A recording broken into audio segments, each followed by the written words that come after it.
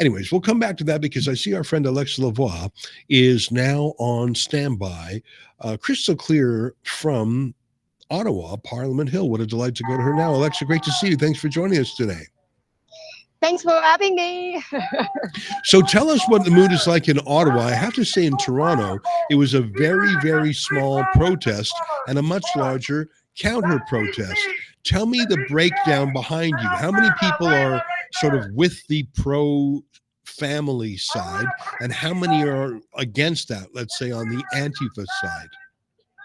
The counter protest just came in and left after their march, but a couple of them left. There are still maybe 4 of them here.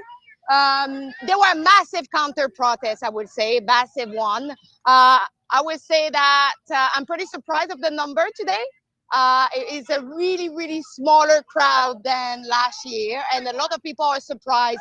But some of them mentioned that it's mostly because of the conflicts that happened on October 7th.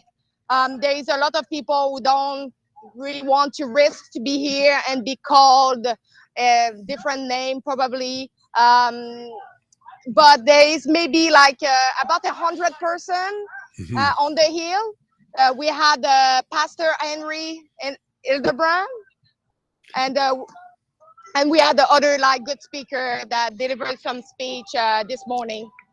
Sure, we know Pastor Henry Hildebrand. He's great. You make a very important point because I remember last year when there was the Million March for Kids, there were actually a lot of Muslim Canadians there. I'm not going to say half, but it was a significant number.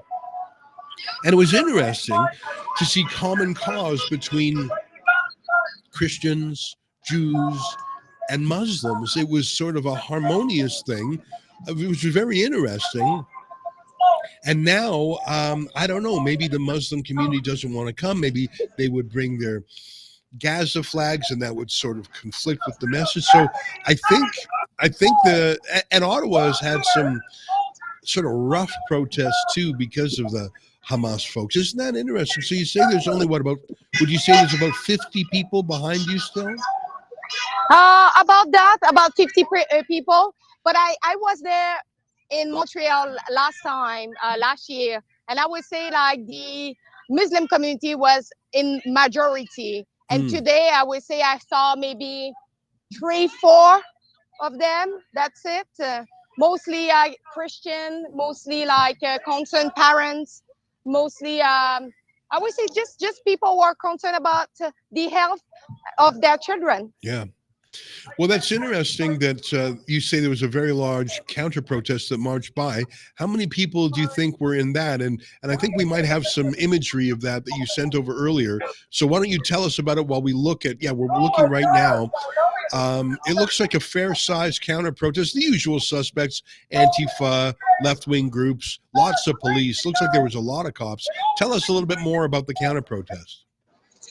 There were about 40, or I would say 40, or maybe 50, but around that number. All masked, fully masked, all screaming and yelling fascist and bigot to the other group. They were pretty aggressive, violent as usual.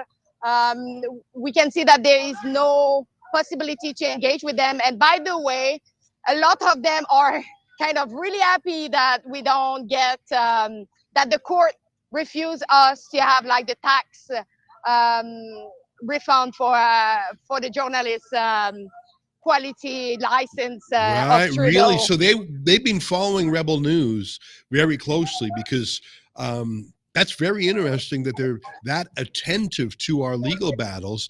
It doesn't surprise me one bit they support censorship. Very interesting. So they came up to you and sort of taunted you, I take it. A lot of them. They were just yelling that at me. Oh, you're not real journalists. The court have ruled it. And I'm just like, what are you talking? They are just trying to suppress the narrative they don't like. Yeah. And you don't really see it. Yeah. Well, I know who funds us. And the short answer is thousands of ordinary people. The average donation to Rebel News through crowdfunding is about $58. Those protesters who were mocking the pro-family groups and mocking you, they're paid also, but they're paid by big labor unions. They're paid by government grants. And of course, if they're pro-Hamas, odds are they're paid by Iran. We understand there are 700 paid agents of the Iranian government operating in Canada. So don't take it badly that they're laughing at us. We have legitimacy and they are fake. They are astroturf, not real grass. They are paid protesters. We're there working to support our viewers. Well, I'm a little bit disappointed in the numbers. It very far from 1 million, but I think the cause is a good one, to give parents information and give them authority over their own kids. Any last words from you, Alexa? I'm glad you went there. I'm glad you went from Montreal to Ottawa. Was there any other thing you saw that was interesting you want to tell us? Well, first of all, conquer and divide and conquer. This is what we need to remember, because the last last edition of 1 Million March for Children happened in September 2023, if I remember correctly. And suddenly, a month after, we had like this massive war that divided lots of Canadians in two big clash. And now we are seeing that Canadians are not coming together with the simple common cause that are children. Children should be the main priority, what is happening next to it. I think a lot of people should have like come, same if they disagree on something. Well, Alexa, thank you very much for making the journey from Montreal to Ottawa. And Rebel News is covering this event in, I think, 4 different cities today. And we'll tell you the honest news, which is a lot of the air has gone out of the balloon. What was a huge movement last year is a small, tiny movement even this year. And I agree with you, Alexa. I think in a strange way, the war in the Middle East has affected it, because a lot of the energy in this pro-parent march last year was from Muslim Canadians. That was very evident. I'm glad you're there finding out the facts for us. Thank you, my friend. Thank you. Have a good day. You too. Well, that's Alexa Lavoie, one of our favorite people. She flies the flag for us in Montreal, and of course, Ottawa is only about an hour and a half away. The Wanted for Journalism t-shirts and hoodies and sweatshirts have arrived. It's not my best picture, folks. Again, this was when I was arrested twice in Toronto, once in March for a Justin Trudeau fundraiser at the King Eddie, where the pro-Hamas hooligans came out. And the reason? Trespassing. Can you imagine trespassing in the public square for performing journalism? So that's why we came up with this cheeky shirt. Please go to the rebelnewsstore.com. That's rebelnewsstore.com.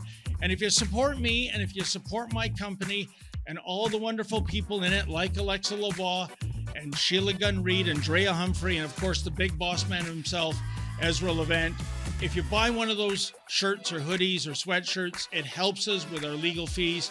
And hey, you're literally wearing your politics on your sleeves. You're showing support for Rebel News